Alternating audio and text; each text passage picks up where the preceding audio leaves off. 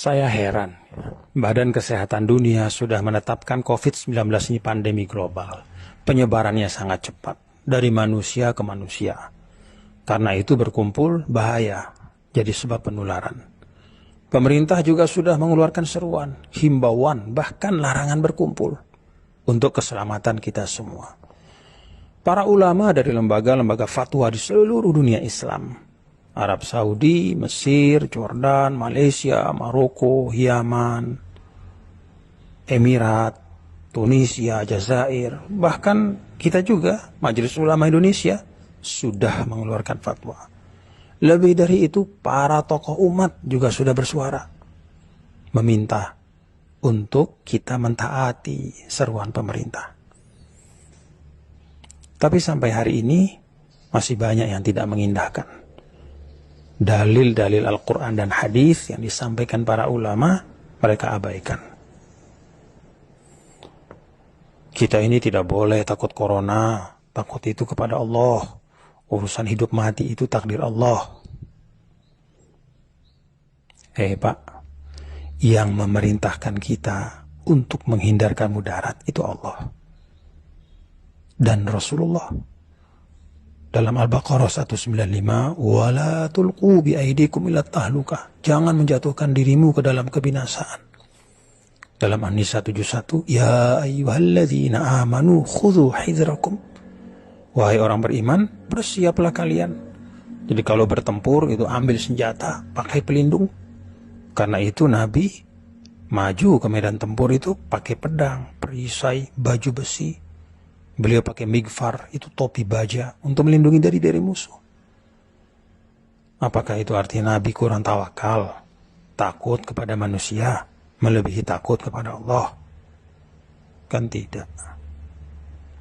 Saat hijrah, kalau kita lihat, Nabi juga perginya diam-diam, tengah malam, lewat jalan yang tidak biasa, supaya tidak ketahuan orang Quraisy, supaya nggak ketangkap.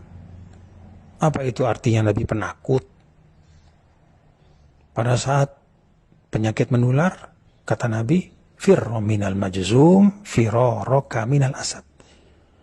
Hindari orang yang kena penyakit menular seperti engkau menghindari seekor singa.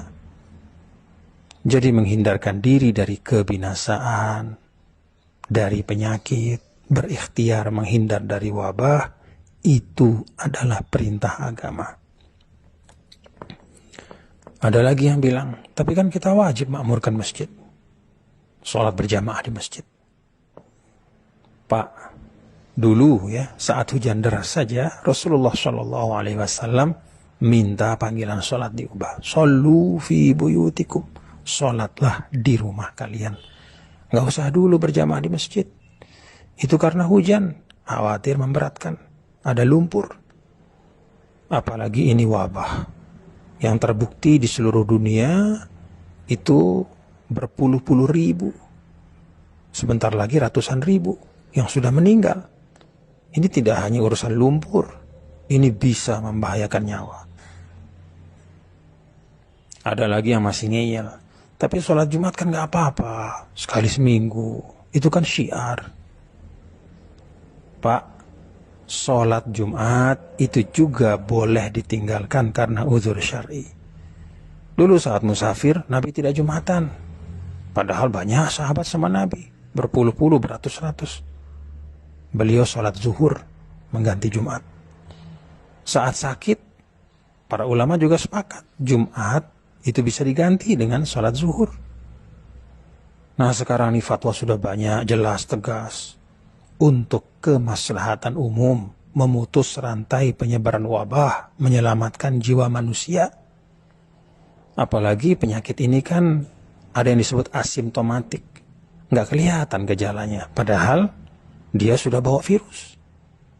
Karena itu, mari kita ikuti fatwa para ulama kita, ikuti seruan pemerintah, dengar pendapat dari para ilmuwan.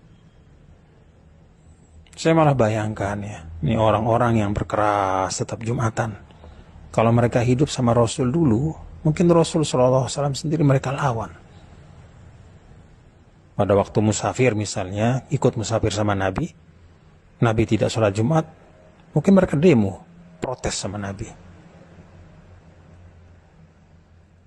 Kalau mereka dulu hijrah sama Nabi, mungkin mereka protes, kok Rasul perginya tengah malam, kok takut sama manusia.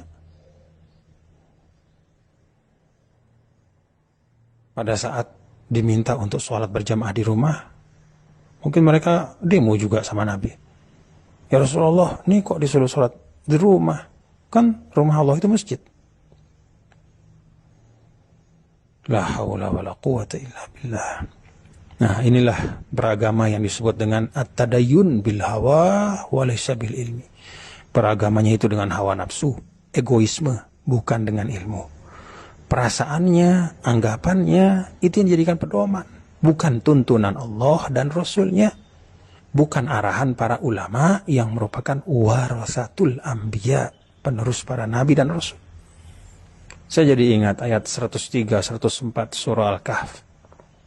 Qul hal nunabbi'ukum bil akhsarina a'mala alladzina dhalla sa'yuhum fil hayatid dunya wa hum yahsabuna annahum yuhsinuna sun'a. Katakanlah wahai Muhammad, apakah perlu kami beritahu orang-orang yang paling merugi? Itulah orang-orang yang sia-sia perbuatan mereka, padahal mereka menyangka mereka sudah berbuat yang sebaik-baiknya. Kata Imam Tabari, mereka adalah kullu amilin amalan yahsabuhu fihi musiban wa annahu lillahi bifi'lihi dzalika muti'un murdi wa huwa bifi'lihi dzalika lillahi muskhit wa an tariqi ahli al-iman bihi jair. Orang yang beramal dengan amal yang mereka sangka tepat dan dengan itu menjadi orang yang taat dan mendapat ridha Allah. Padahal pekerjaannya membuat Allah murka dan jauh dari jalan orang beriman. Mari kita taati fatwa para ulama kita, ikuti seruan pemerintah, simak kata para ilmuwan sebagai ikhtiar. Semoga wabah ini segera berlalu dari tengah-tengah kita.